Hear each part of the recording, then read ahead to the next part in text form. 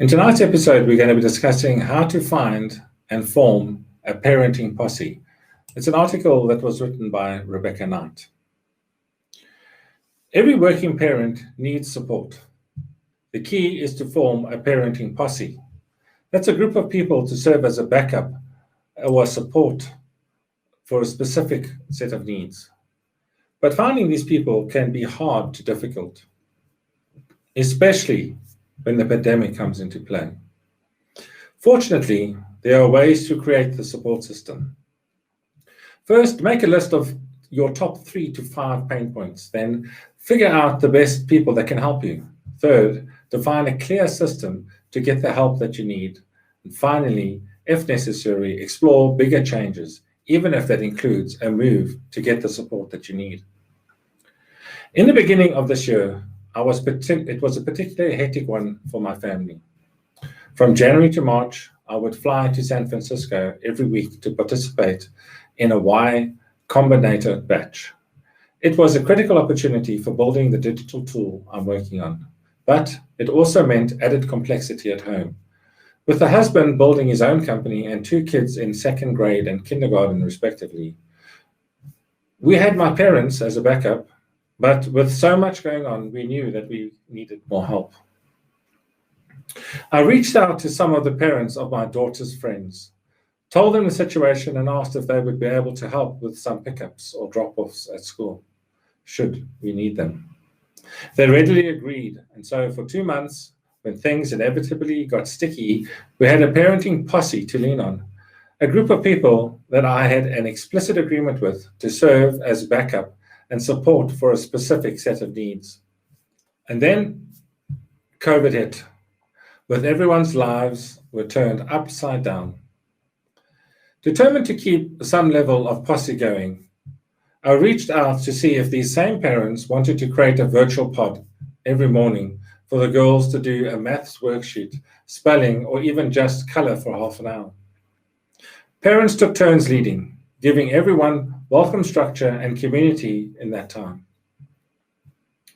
I think often about how grateful I was to have that group, both in normal times and not. The needs were drastically different, but the intent was the same, to share the load of everyday parenting.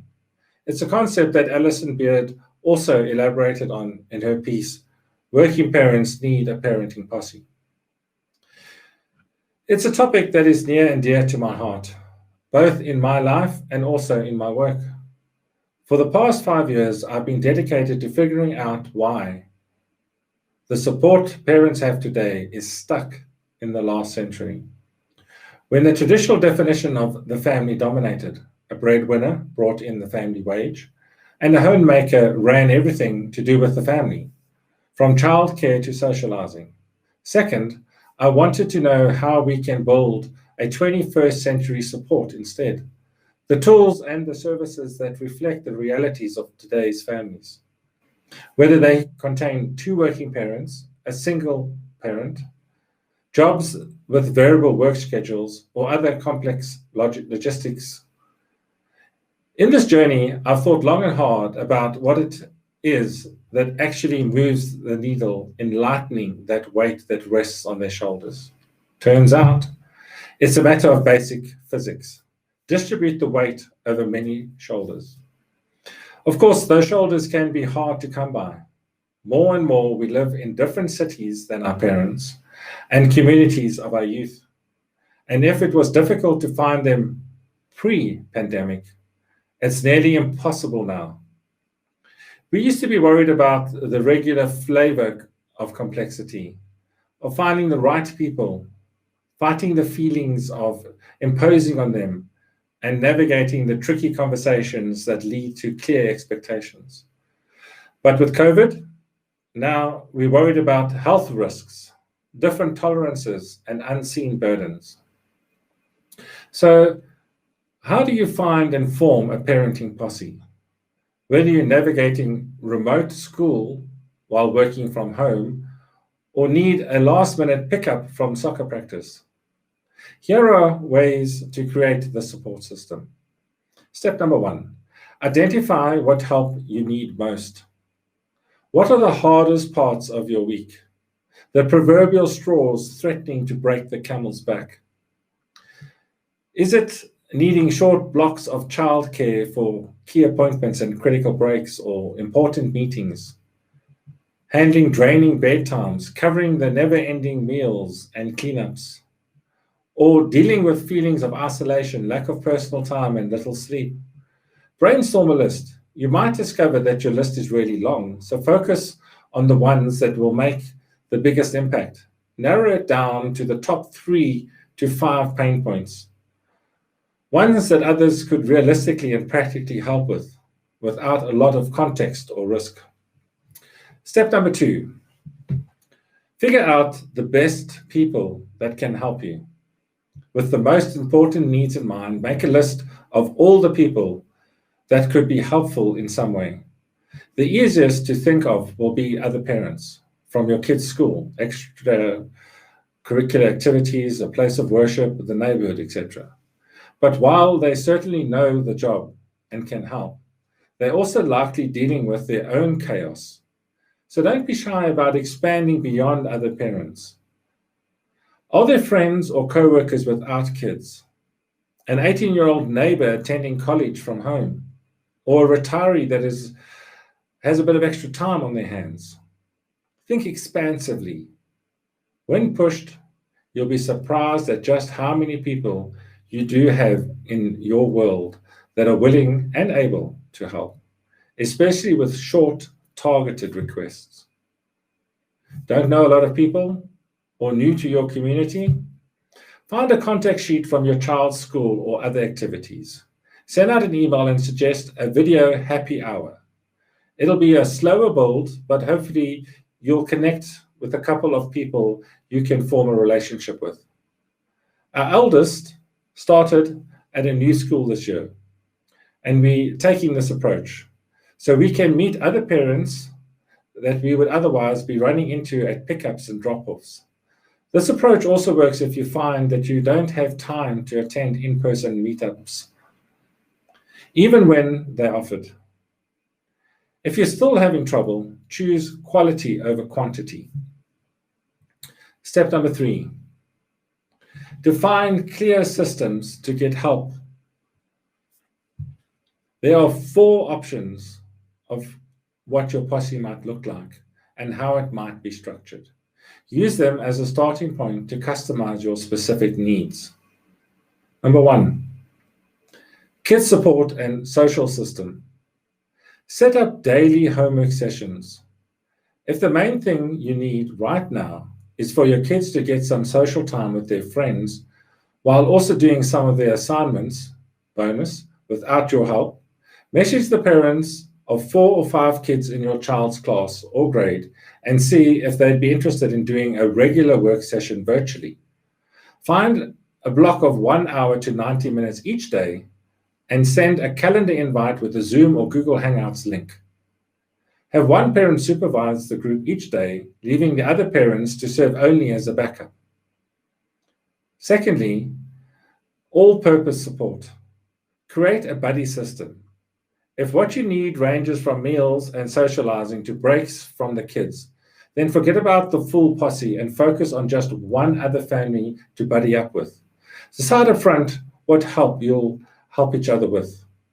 For example, shared dinners 2 times a week, dropping kids off at each other's houses for 4-hour blocks, or weekend park playtime.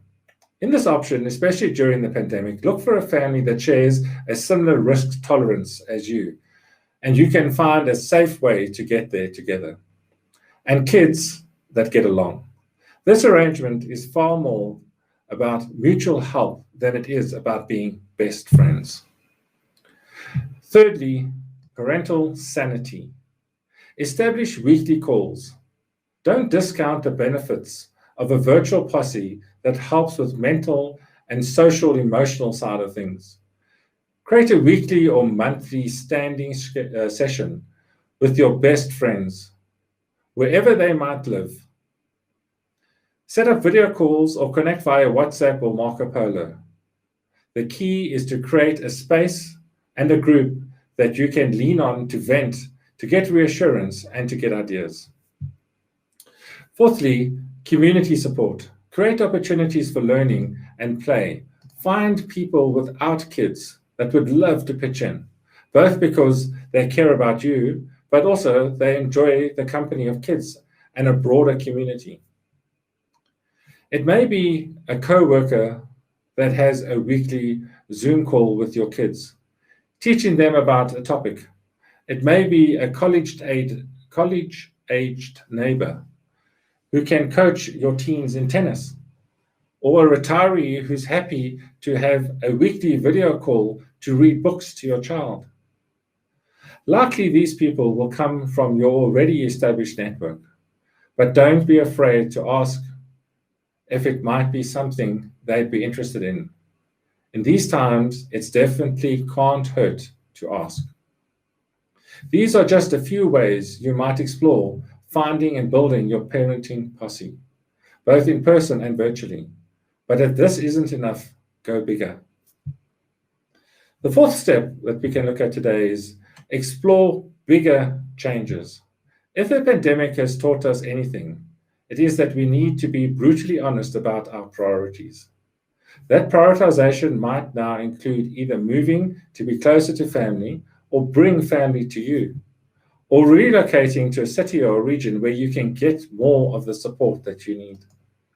It's certainly not something to be done lightly and has a myriad of logistics puzzle pieces to think through, including if your workplace is amenable to the move. But it's been a life-changing move for those that have already done it and should be an option for you to consider. As I find myself often saying, there are no good choices right now. There's only a series of doing our best. Finding people that help you get through COVID and beyond is no different. Try one approach or try them all. See what works best for your family and the ever-changing times that we currently live in. Parenting has never been as more constant and heavy-weighted than what it is now. But with some creative teamwork, it's a challenge that can be weathered. Posse in tow. Well, that's all for today, folks. Thank you very much for joining me for this episode of Lifeline. If you have enjoyed the video, please give us a like or thumbs up and consider subscribing to the channel and ringing the notification bell. It really helps our channel. We'll see you again next time, and thank you very much. Bye-bye for now.